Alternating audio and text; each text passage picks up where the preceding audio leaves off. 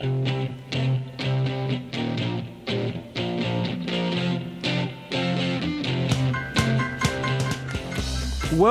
to Up in Your Business with Carrie McCoy. Be sure to stay tuned to the end of the show to hear how you can get a copy of this program and other helpful documents. And now, it's time for Carrie McCoy to get all up in your business. Hello, everybody. You're listening to KABF in Little Rock, Arkansas. I'm Carrie McCoy, and it's time for me to get all up in your business. For the next hour, via phone and email, my guest and I will be, to the best of our ability, answering questions and giving advice to small business owners and to people who dream of owning a small business. You may be asking yourself, what makes this lady qualified to do this? And I'll tell you, experience. So in a minute, you can email or call and ask me anything. My experience is deep and wide, and my advice is free. 40 years ago, with just $400, I started Arkansas Flag and Banner. Since then, it's morphed into simplyflagandbanner.com, with sales nearing $4 million. That's worth saying again. I started Arkansas Flag and Banner with just $400, and today we have sales nearing $4 million. I started by selling flags door to door, then went to telemarketing, next mail order and catalog sales, and today we rely heavily on the internet. In addition, over the last 40 years, I've navigated Flag and Banner through 2 recessions and 2 wars. When people find out I'm that woman who owns Arkansas Flag and Banner, they often say, "Oh, I've heard about you," and begin asking me business advice. I amaze even myself with all the knowledge I've gained. If you call me for advice or my guest, you will not be given textbook answers or theory, but you will be given candid advice from my real-world experience. So be prepared to hear the truth. It's not always easy. For instance, you may not want to hear this. In business, there are very few overnight successes. Starting and owning a business takes persistence, perseverance, and patience. When I started Arkansas Flag and Banner, I supplemented my income by waitressing, all while I peddled my flags door to door. After 9 years, did you hear me? 9 years of working a part-time job, the company began to grow and solely support me. My first hire was a bookkeeper to handle the clerical side of my business. My first expansion was to begin the manufacturing of custom flags. So a sewing department developed. The next decade ushered in the Desert Storm War. Flags were scarce, so a screen printing department was hurriedly built to meet consumer demands. In addition to sales and manufacturing, Flag and Banner now has a purchasing department, a shipping department, technology department, marketing department, call center, and retail store. And I spearheaded the development of every one of these departments. My experience is deep and wide, and my advice is free. Unbelievable. Before we start taking calls, I want to introduce you to the people at the table. We have our very own Tim Bowen, our technician, who will be taking your calls and pushing the buttons. Say hi, Tim. Hi, Tim. I never get tired of that. And before I introduce my guest at the table today, I want to thank RJ from iProv for subbing for me last week, and to his guest, Randy Clifton of RCX Solutions. I learned a lot, Randy, if you're listening. I had no idea that we were in a shortage of truck drivers across the nation. Seems to me like a great job and a great way to save your marriage. You know, don't they say that absence makes the heart grow fonder? My guest today is Congressman French Hill. He is the founder and chairman of Delta Trust and Bank. He attended Vanderbilt University, graduating magna cum laude with a BS, that's a business and science in economics. His education, business experience, economic analysis, and professional leadership have been sought by multiple U.S. presidents. He served as senior policy advisor to President George H.W. Bush, Deputy Assistant Secretary of the U.S. Treasury, and senior advisor to Governor Mike Huckabee. French's website boasts he is a Little Rock businessman and job creator. For the past 20 years, he has been working, investing, and creating jobs in Central Arkansas across different industries. Welcome to the table, Congressman French Hill. Man, I can't think of anybody I'd rather get up in business with than you, so I'm glad to be here. Thank you. I love the show.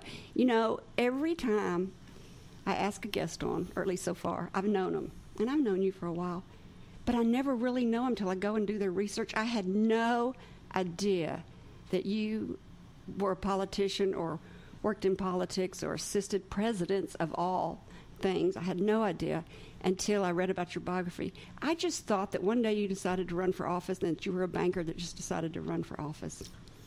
Yeah, I've had a variety of careers. It's been hard to keep a job over the 35 years. I'll say. But I think it's always helped me in my business career.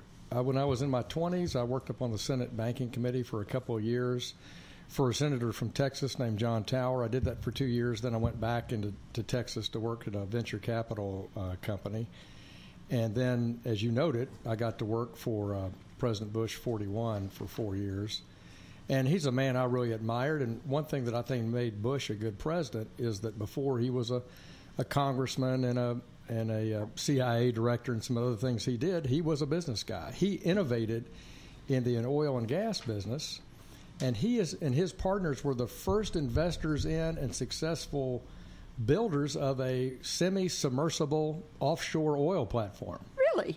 And he created a company called Zapata, which was the first big offshore drilling rig contractor in the Gulf during the late 50s and early 60s.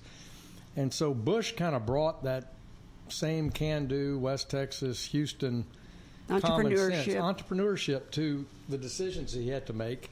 And that's, what I wish we had more of, in government today. But it's one reason that's attracted me to public policy is to bring that business common sense, something that you deal with every day. If we had that in our legislative bodies, I think we'd probably make better decisions. Well, I have a question for you later in the show that goes right into that. Yeah. But you are also have so much deep and wide experience. There's French Hill, the entrepreneur. There's French Hill, the man who is funny, and I hope that comes out and everybody gets to see how funny you are. And then there's French Hill, the congressman. Yeah. So I want to start first with you as an entrepreneur.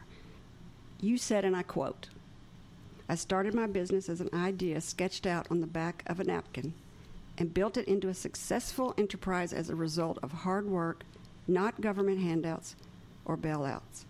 French, I felt like I was reading the story of FedEx and probably so many other companies that started their business on a napkin. Can you tell us a little bit about who you were with and how it started? You bet. I remember exactly, when it was and who was there. You said something that overnight successes take perseverance, and my expression I used at Delta Trust was the average overnight success takes 14 years. I mean, that was. I'm using that. Yeah, but that's the way to think about that perseverance part. So, I was with a couple that's very close friends with Martha and me, two couples, and we were having dinner one night, and we were talking about what became Delta Trust. And I took out this cocktail napkin at this restaurant, and I wrote trust, investments, and banking on it, the three core functions of what became Delta Trust. So those were the three core services, because we were struggling with a name. And we chose Delta because Delta's a three-sided triangle, obviously, equal-sided triangle. I just thought it was a place down in South Arkansas. Well, but this is the key. We said we have these three core services: trust, investment, and banking. The bank that we're investing in that we want to grow is in the Mississippi Delta, down in beautiful Parkdale, Arkansas, Ashley County. And the third thing is that Delta in math is the sign of change.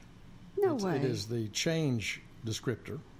And, of course, it's very hard when you start a company to get people to change from whatever they're doing now to you. It's hard to get people to change anything. Right. And so in any small business, this gets right to the heart of what you do. Someone looking for customers has to realize they have to acquire those customers from something else, an alternative. And so Delta Trust became the name of our company and the whole business strategy that we worked on and perfected, I guess you'd say, for 16 years. I wondered when I was working on these questions for you, which I have, look how many pages of questions I have for you. You've done so much.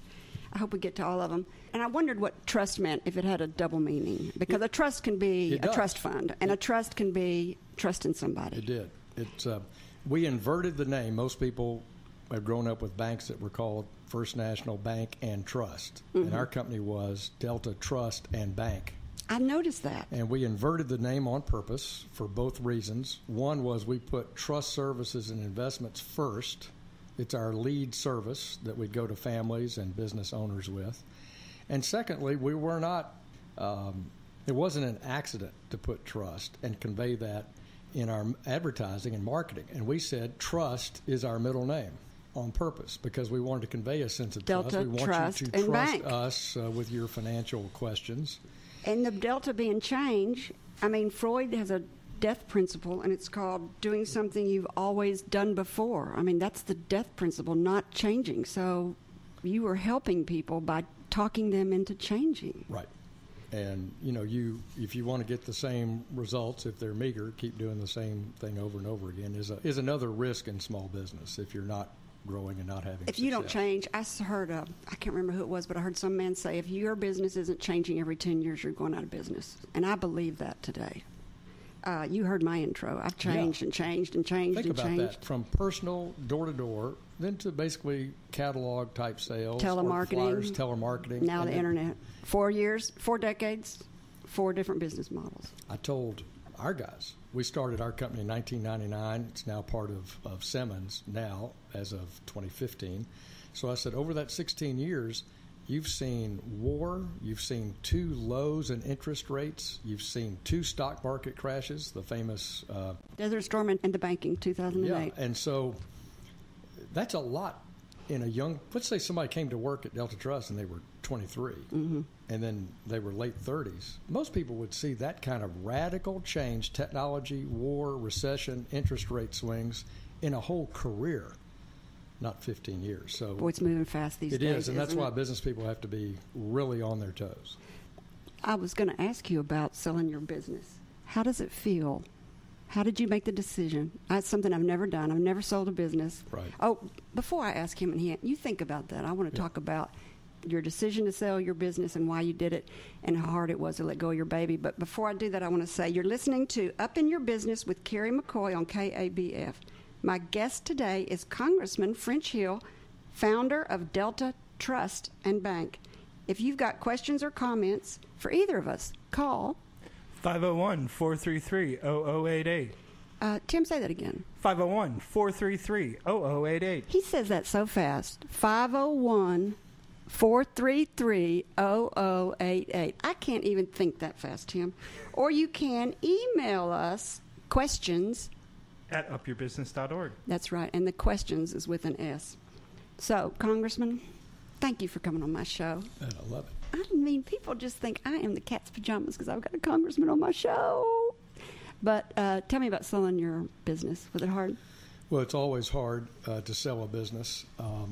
And I've, as a banker and investment person for 35 years, I've helped a lot of people prepare their business for sale or talk them. Oh, I bet. And so I've always been on the other side of that equation for the most part, except, as an investor in something. But this one was really connected to me personally, having been the founder and the CEO of it. But I had investors who were very eager to, after 15 years, redeploy their capital. And so they had urged me as the CEO to consider, what under the best circumstances I could, a sale. And so I approached it as a fiduciary. I approached it as their agent, and I tried to take my own emotional position out of it to somewhat. But some of the things I considered were, can I find a place where our employees would be happy? Can I find a place where our customers would get great quality service and have the same values that we had at Delta Trust? Can I find a group that would be accepting the unique products that we developed over that period of time and actually give those products and services a home? And so after a lot of work and several years, we made that decision. But it's always tough to do that. Unique products. I didn't know you could get unique and creative in the banking world. Well, it's harder now with regulation. That's what I would think. It is. But, we always tried to innovate. We created one of the biggest health savings accounts banks in the country. And Delta Trust built that business 100% using Google AdWords and built that business 100% What year online. did you do that with those Google AdWords? I'm going to guess it was in the middle 2000s, maybe 08, 09, in that time frame. We had seen that health savings accounts were a great way for small businesses to combat rising healthcare costs and give both business and employees more independence. And so we looked around and we saw that there weren't many banks doing it nationwide, and there were very few, maybe one in Arkansas. Really? So we built this business online. We had accounts in all 50 states. It was and there were account. no regulations for going in all 50 states? No, because back in we have nationwide branching and nationwide deposit solicitation and banking if you follow the rules associated with that, the disclosure rules, which we did. And it was exciting for our employees. And we basically had, I'd say it was our probably third largest branch, was this online office that contained the customer service team for health savings accounts. You know, taking a fiduciary responsibility of selling that business is admirable. I think everybody that knows you thinks you're admirable. I think that's why when you go to, actually I went to your fundraiser this week, and somebody there said, if French ever decides that he wants a president for Democrats for French, I want to be the president. You are the most bipartisan politician I've ever met in my life because your demeanor is not only fun, but trust is a perfect word for what you did with Delta Trust. Oh. Everybody that meets you likes you, trusts you. I'd have to say, Martha, if you're listening, you're a lucky girl. I bet you keep her laughing all the time. So this is true. Believe me. Mostly laughing at me, not with me. But yeah. So I want to tell a funny story about you. When I first met you, well, I probably had already met you, but when I first got to know you, I was invited to join Rotary Club 99, which I don't know if people know this. It is like the top 10 Rotary in the world, and you were the president. Right. We're blessed. We've had Rotary in Little Rock since 1913, and for people that don't know much about Rotary, it started in 1905. A lonely guy up in Chicago wanted to network and find friends, make friends first, and secondly, have contacts for his business. He had no customer acquisition program. He didn't know how to get customers, and so he dreamed up this brilliant idea about Rotary. And then the third component was community service. And for over 100 years now, Rotary has delivered on all three of those things for its members. And Little Rock has one of the top 10 Rotary clubs in the country in terms of size in the world, as you say. Yeah, in the world. And dynamic leadership. In fact, our Rotary Club, the one you and I belong to, Little Rock Rotary Club, was in the Rotary International magazine this week. Really? It goes worldwide to 1.2 million Rotarians and 32,000 clubs about our partnership with Heifer International to help create sustainable agriculture and healthy food just here in the metro Little Rock area, not to mention what we partnered with Heifer over in Romania to bring the first fresh milk to the Romanian people after the fall of the Berlin Wall over there. So our club has a great reputation. Arkansas is the biggest little town that people come here and they just cannot believe it. We have more museums. We have more artists. We have great nonprofits. We have the largest Rotarian. I can't believe that Heifer is here. It is such a great place, too. I got to tell the story. So you're the president of Rotary, and it's one of my first times to visit, and it's lunch. And lunch is on Tuesdays, and it's always the same. And the Sunday before the Tuesday Rotary luncheon that I'm at was the Masters, where everybody is given a green jacket. Everybody knows that, right? So it's per usual. You invite a fellow Rotarian to come up and tell who the guests are of the day and introduce the guests. So this guy, I can't remember his name, let's say Mr. Wilson. You introduce him. He gets up, walks to the podium. He's wearing a green blazer. And he introduces all the guests. Nobody thinks anything about it. And then you walk back over the podium and just right off the cuff and say, Mr. Wilson, why didn't you tell us you won the Masters Sunday? And fortunately, the joke worked, and people it's so laughed. funny. I cannot watch the Masters without smiling and thinking about that because you did it just off the cuff so good. That's why people love you. That's why you're so bipartisan. That's why you're Democrats for French. Tell us how you got that name. French is my grandmother's maiden name. Oh. And so my dad, who's alive, be 91 in January. He's my official Medicare advisor. Jay is J-A-Y, French Hill, so my dad is J-A-Y. I'm James French Hill. My grandfather was James Wilson Hill, and my cousin here is Jay Rogers. So I didn't want to go to Thanksgiving and be little J or whatever, even as a young person. And so I chose to go by my middle name, and I survived elementary school, middle school, high school, and college with the name French. So I've heard every joke there is, except that in college at a social event, I was being introduced, and someone said, and now here's the president of our club, French Hill, please meet him. And nobody got it. They couldn't figure out that that was the name, so they said, well, they thought my name was Fred Shell, not French Hill. Yeah.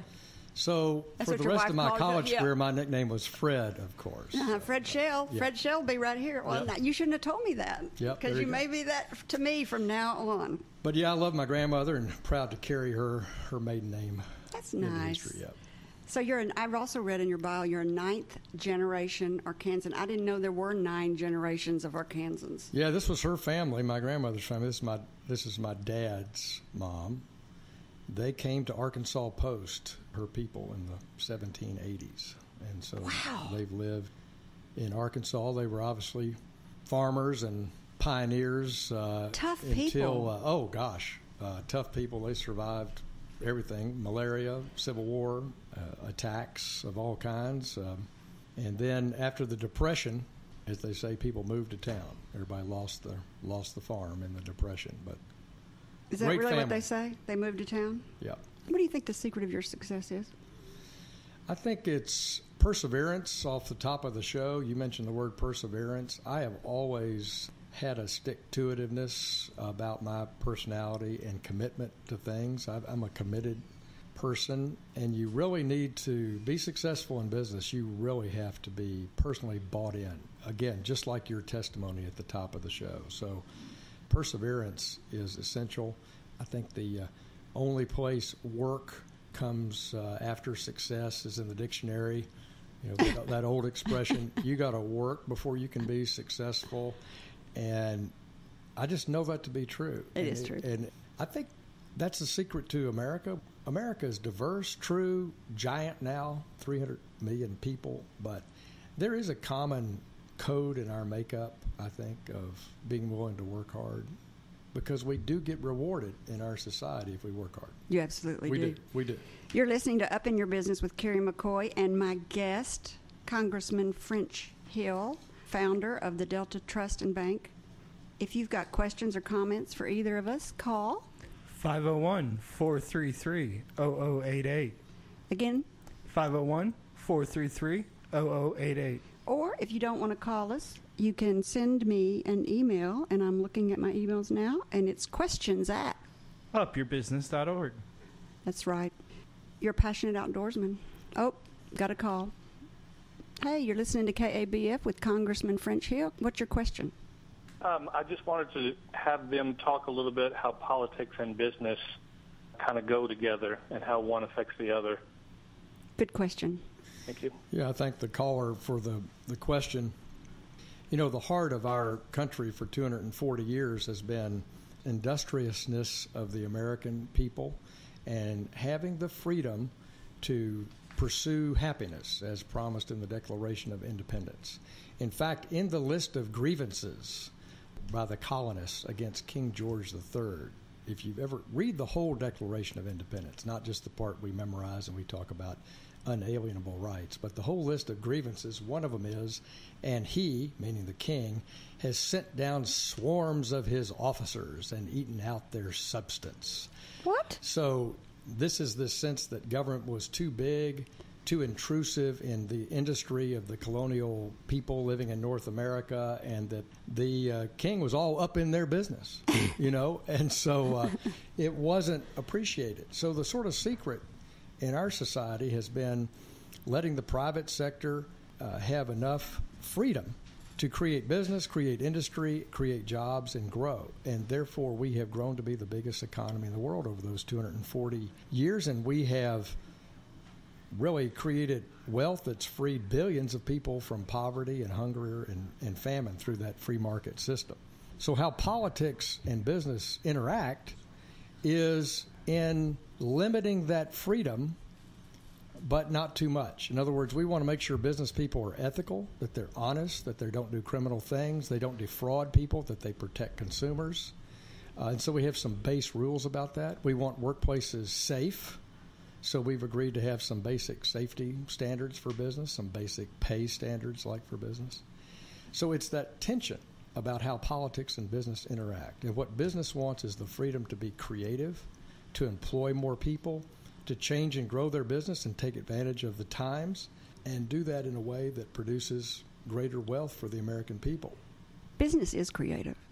It is creative, and this is where... And that's why people don't want restrictions a little bit, is they want to be creative. That's right. But you've got to have restrictions because humans are needed a little. I mean, we need boundaries. Like children, everybody needs a little boundaries to keep the playing field even. And I think that's where politics comes in, is in establishing those boundaries and then having a voice of the people, whether it's a planning commission right in Little Rock or a state legislature about the quality of education in the state of Arkansas, or at the federal level where you're talking about boundaries related to federal policy, whether it's health like the NIH or FDA on drug research. So how do we keep those boundaries to protect families and consumers and business for that matter, and yet create an environment for creativity, innovation, and growth? So speaking of free trade and jobs and borders and boundaries, what do you think? I mean, this may be a really hot subject, and it's really not supposed to be, this show's not supposed to be about politics, but this is about business. What do you think about, the world economy, and we're all, it's a global economic world? Yeah, I don't know. I mean, I'd sort of ask you a little bit about the sales of your products, if they're all mostly domestic or not. But I just left an Arkansas State Chamber luncheon, and two of my young friends that have neat manufacturing businesses are both women-owned businesses, one in Conway and one over in Sherwood. They need to come on my show. They'd be fabulous. We need a manufacturer on the show. Gina Radke and Rachel Cox are two great young business women in the metro area, and they export. Their business, it's essential that they export. And if you think about American business and services, as well as manufacturing, 95% of the customers of the world are outside the U.S.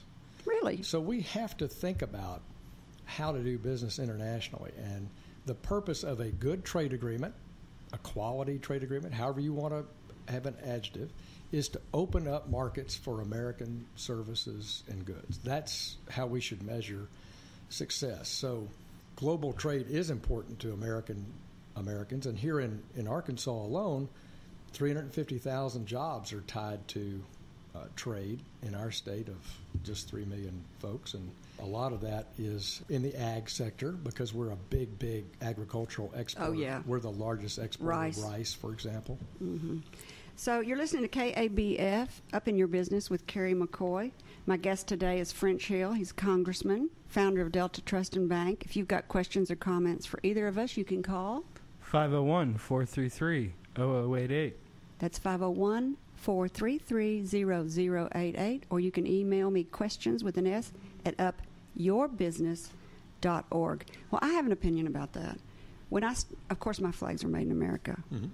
Otherwise, I would be egged. I'd play egg. But isn't that great? And I know that's something you're proud of and something you use in marketing. Fifth generation family, still making them. Where are they? They're in New Jersey. Okay.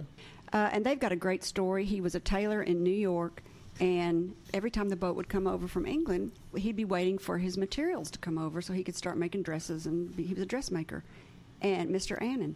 And he found that patrons were lining up for flags. They were wanting flags to come. They were wanting U.S. flags to fly. And he was like, well, I need to start making flags, not just dresses. Everybody wants flags also. So he started making flags in the New York Garment District. And that was 5 generations ago. Wow, that's a great story. And they still work there. The family still works there. It is a good story. They're great people. They gave me my first flag, gave me credit, gave me my first flag. But customers say to me all the time, they walk in the front door, and when I originally started my retail store, I thought, I'm just going to sell only American-made products because that was in keeping with my flags. But after Desert Storm, and then after 9/11, people really wanted to wear patriotic clothes. They wanted to put patriotic decorations in their house. They wanted to put stuff on their cars. They just wanted to show their love for their country. So I started going to market and opened up a retail store with a storefront. And I thought, well, I'll buy American-made products. You can't find gifty stuff that's not made overseas somewhere. Right. Because I did find a few. And the difference between a ball cap made in America at this time and the difference between a ball cap made, in Asia was $35 versus $9. Mm-hmm. And so I would put them right there and make a whole table that said, all these products are made in America. Well, they've got a lot of, workman's comp and, a lot of great things that go to our workers that, I'm sorry to say Asia doesn't have that. So I found that my consumers were more price-driven than patriot-driven. When it got down, they'd say one thing, but when it really got down to the nitty-gritty, they always went for price. Well, it's an interesting perspective, and I think you find that because we have trade arrangements with different countries and we invest there and people invest here and we have that process, consumers are among the leading beneficiaries of that. They are. In the 60s. But the workers are not. No, they don't. They're not always. And this is where I put so much emphasis of my times in the 21 months I've been in Congress in skilled workforce. Because if we... You from raising the minimum wage? No. Not at the federal. Not at the federal. Oh, not the federal level. Yeah, and the state of Arkansas has, in 2014, the people have spoken to a phased minimum wage increase. I think all labor markets are local, and you've got to be very sensitive. Right. Yeah, because we can't pay $15 like California's paying an hour. Right. This is the key thing. But let me tell you an up in your business type story. So I met a Burger King guy a few months ago who owns the Burger King franchise in Seattle, Washington. And they have a $15 minimum wage there. It was $9. And the city council in Seattle has moved it to $15. I said, well, what's the challenge there? Well, we're going to have to lay off workers, and we won't be able to have summer employment because every point increase there means our profit margin is going to be at zero. We're going to have to raise prices, right. And we'll probably limit our employees, and we're going to invest in all this robot technology, Robo-sourcing. You'll order on a computer screen like an ATM screen or a touch screen at an airport. And I think we ought to be sensitive to getting people into the workforce, get them the skills they need. And it's why I like concurrent credit, like at Greenbrier School District. What's concurrent credit? Concurrent credit is where they offer all AP courses at the high school level, and they actually earn college credit, saving their families tens of thousands of dollars. I love that. Potentially. And Greenbrier does a great job of that. So these families can graduate a high school student with about 30 hours of college credit to help them better control their family budget. And, of course, it's offered to all students. But Brenda Lawrence, who's a member of Congress from Detroit, and I co-chair this House in the House of Representatives, the Skilled Workforce Conference. And what we're trying to do is find community ideas, local ideas, that are helping people get the education they need so they can have a higher-paying job. And we can stop debating about entry-level type pay or temporary work type pay or just those starting jobs that we all had when we were teenagers or in our youth. And I think the secret of that is education. That's why I like Governor Hutchinson's coding classes in the high schools to try to see if that's something that is an attractive area to more high school students that might want to go into computer-type technology jobs as they go through high school and beyond. It takes a lot of work on this. And, when you and I were in middle school, we had a little bit more guidance, I think, about whether we were going to be bound for college or bound for a mentorship and apprenticeship. I don't know if I did. I was kind of floundering. Were you floundering? I was floundering. Well, I read yours. You did good. You went to Catholic High, I believe. I did. But I feel like you went to Catholic High. Oh, no, you don't ever say I feel. Father Tribe would put you in the doghouse for that. Never say I feel. Say I believe. I know or I believe. Right. But I got to present all his World War II medals the other day to a guy named Mr. Grisham, who was my 7th grade shop teacher at Henderson Junior High School here. Full circle. And I still have the dustpan I made in 7th grade because I don't ever throw anything away. I'm sorry, Martha. It's a very good dustpan. It's very heavy duty. I bet it's made of clay or something. No, it's sheet metal. We bolted together. It's an industrial arts class. All right. But it reminded me that we communicated to kids about more than one alternative when they turn 18. We want them to stay in school. I saw in the paper where our graduation rate's up compared to the national average in this state. I think that's awesome. Yay. But we need people having a plan when they turn 18, and I think having skills is how we get beyond this debate about pay and get people more on the pursuit of happiness, whether they want to start their own business or go to work with some. So I heard you say one day, you were talking to some people, and you said that you're glad you're in Washington because you feel like you're one of the few businessmen and you're not a professional politician. Can you talk about that? Yeah. Well, I mean, I've been in business in all kinds of different businesses for 35 years, and when you go to D.C., you find a lot of people and I've never been in a legislative job, like a elected official or in a legislative branch, and it's a collaborative effort. You got to get people to come to your point of view. That's the secret of a legislative body. And so I think experience is the best teacher there as well. If someone's been a elected official their whole career or a college professor or something like that, they don't have the practical experience to understand what these laws do to Weren't you small trying to business put together a people. little pamphlet for small businesses? And the people you were trying to talk to were just dreaming up ideas to burden small businesses, and you were like, "Do y'all even know what you're talking about?" They don't. I mean, I don't want to make Okay. grand Sorry. statements Right. about they don't know. I don't Right. want to say that. Right. There is not a full understanding There you go. of the unintended consequences of somebody's well-meaning Yeah. policy idea. And well-meaning is true. It's absolutely true.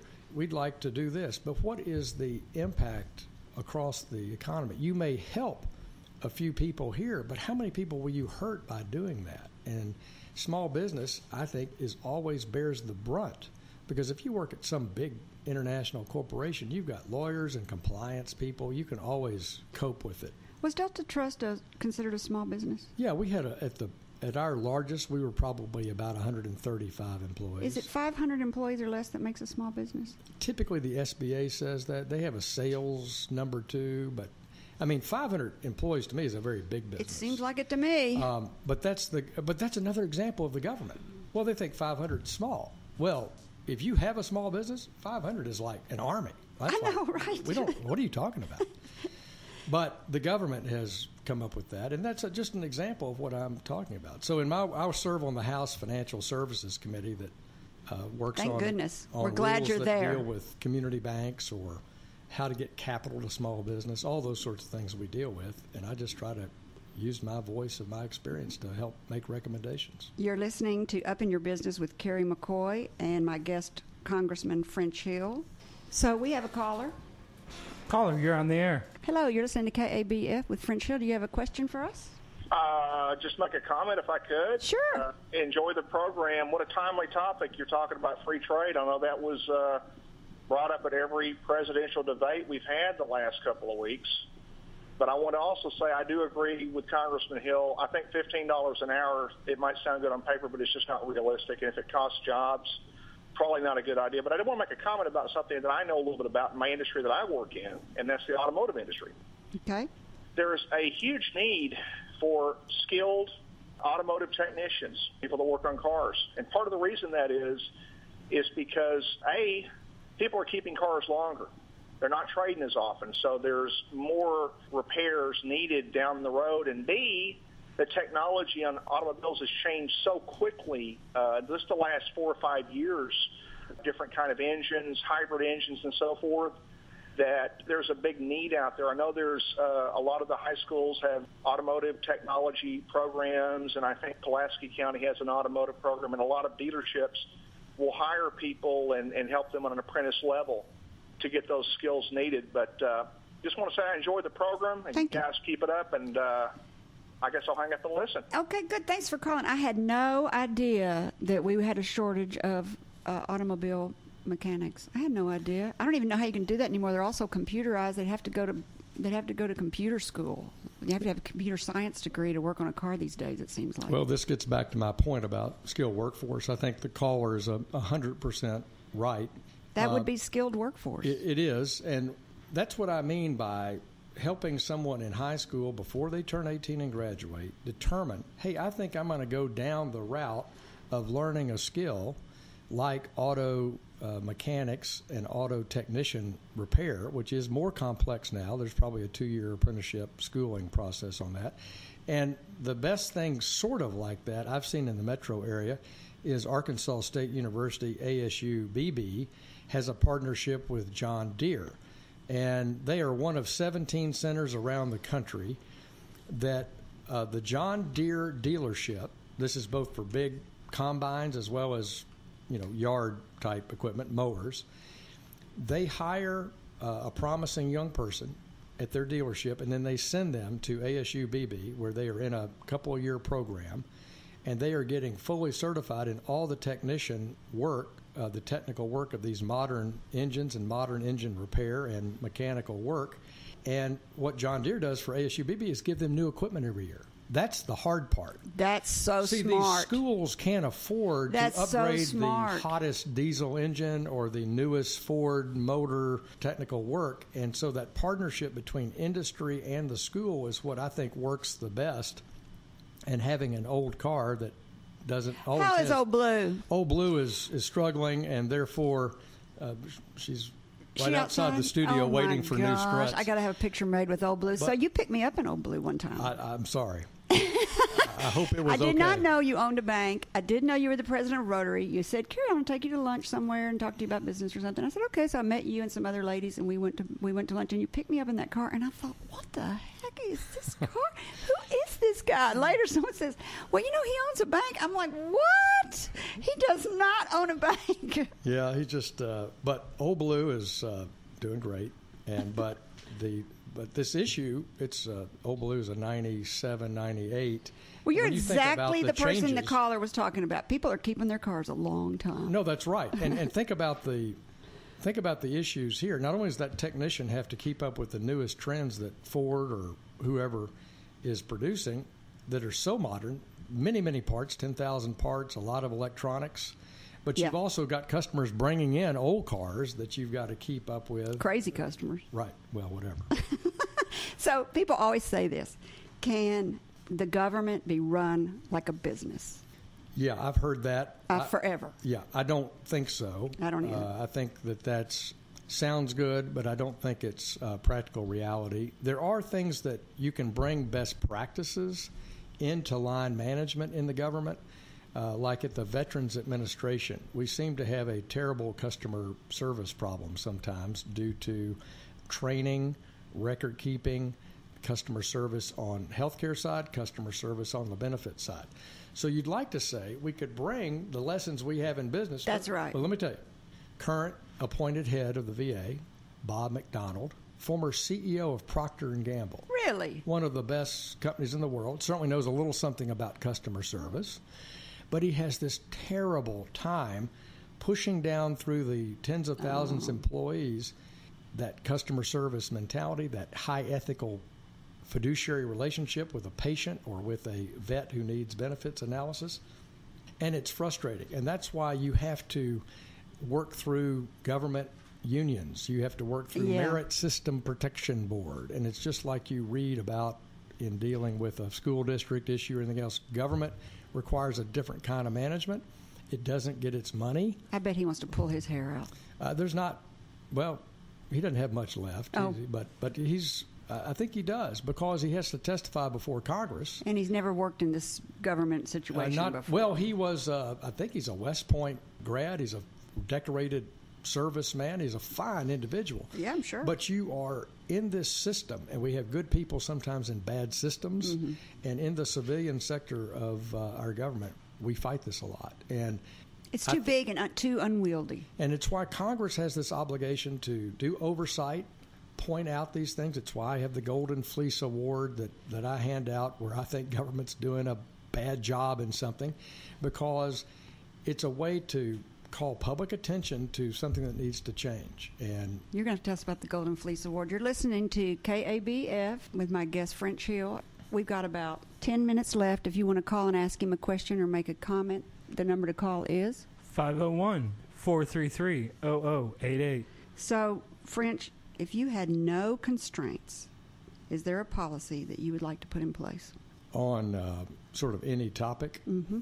Well, I think one of the macro areas, so whether you're talking about the Civilian Defense Department or the U.S. Forest Service or the National Park Service or the VA, it would be wonderful if we had a set of common sense hiring practices where we could recruit people into these jobs, do annual performance appraisals of them, and fire them, and move them out if they're not performing up to standard, and recruit additional people, and do that in a timely, thoughtful way, but fair. not one and fair, that creates an esprit de corps, where if I look up the chain of command in one of those agencies and I see the person at the top, I know that I report to that person and that I have, to do a good job in order to keep my job. That's good. That's good. I wanted to say that, but I didn't know how to say it as great as you did. All right, we've got a caller. This is Carrie McCoy. You're on the air with French Hill. Do you have a question? I was just going to ask Congressman Hill about what are the prospects of something to replace Obamacare, number one.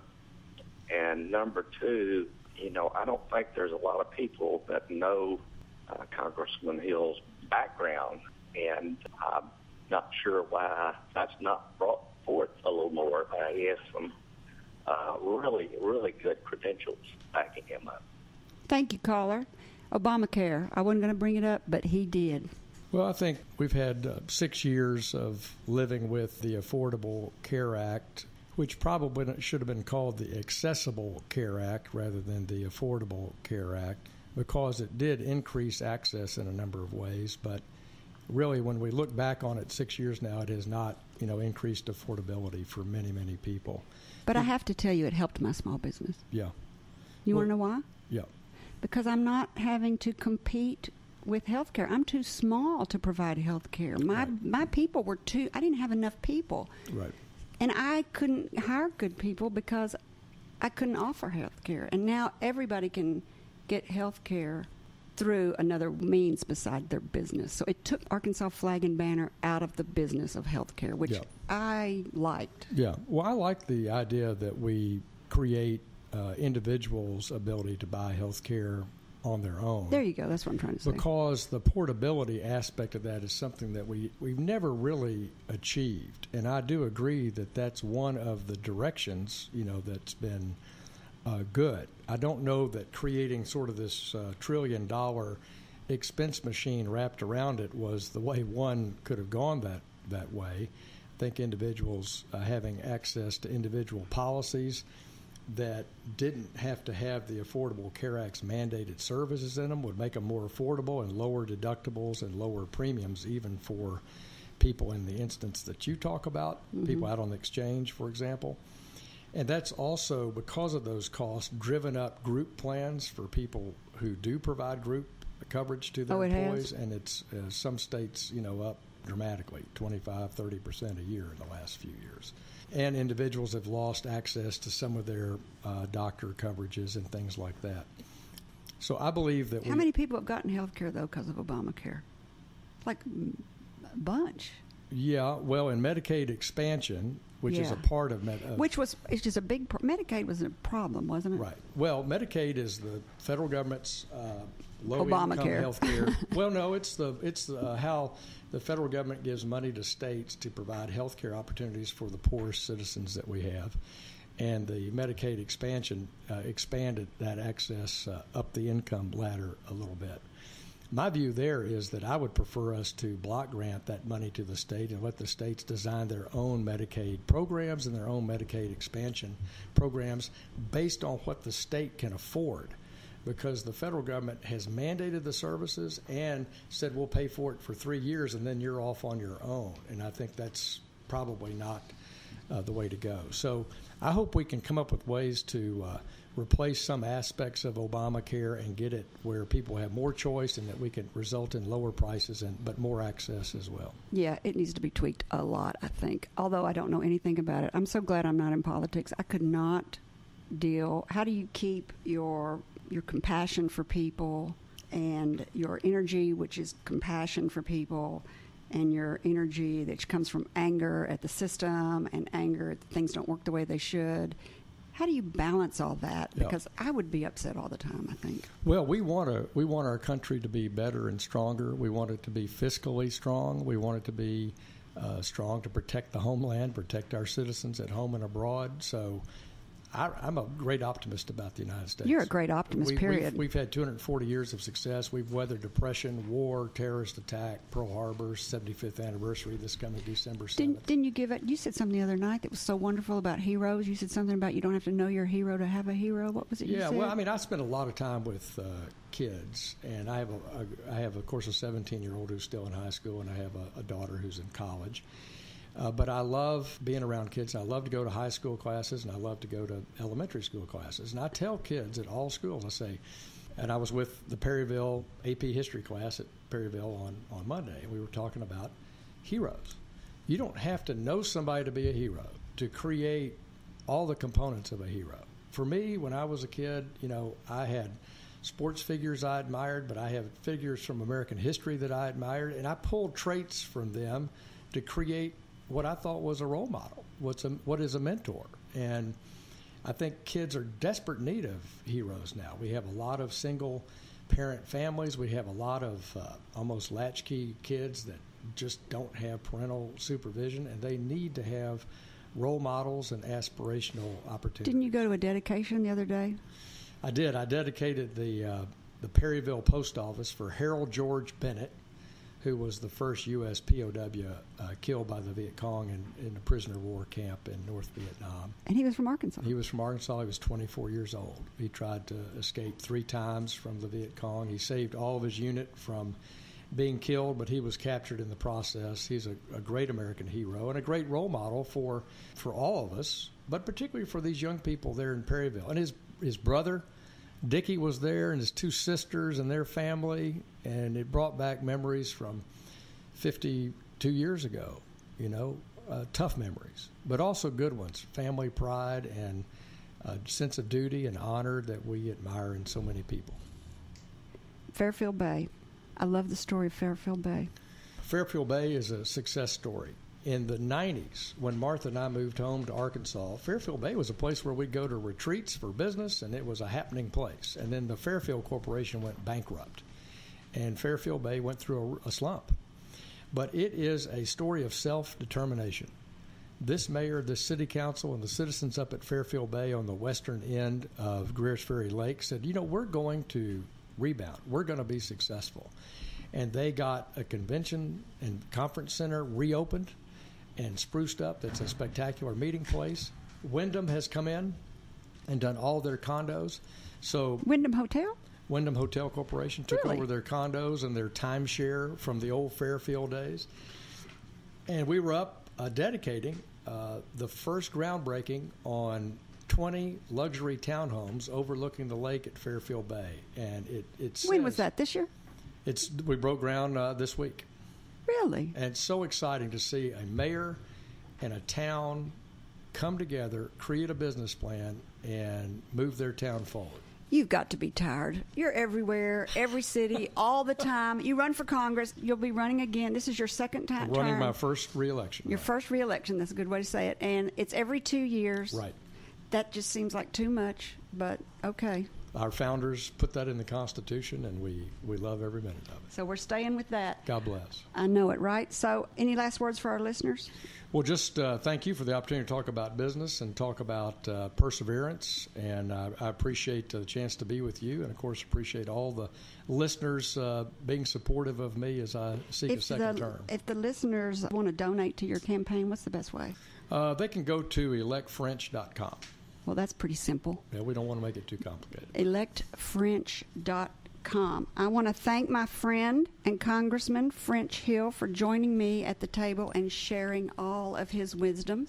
And French, everybody that visits me at the table gets a cigar for birthing businesses. Wow. It's your firstborn. I am so glad to be up in your business, and thanks for the invitation.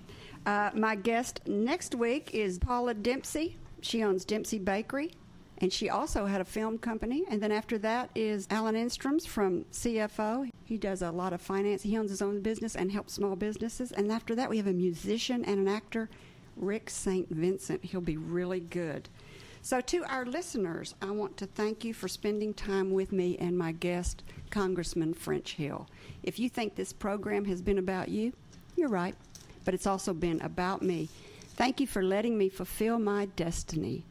My hope today is that you've heard or learned something that's been inspiring or enlightening, and that whatever it was today, will help you up your business, up your independence, and your life. I'm Carrie McCoy, and I'll see you next Friday at 2 p.m. on KABF Radio in Little Rock, Arkansas. Until then, be brave and keep it up. You've been listening to Up in Your Business with Carrie McCoy. Want to hear today's program again or want someone else to benefit from it? Jot this down. A podcast will be available within 48 hours at upyourbusiness.org or at flagandbanner.com. Again, that's upyourbusiness.org. Click on the tab labeled Podcast. There you'll find today's segment with links to resources you heard discussed on this program. Carrie's goal to help you live the American dream.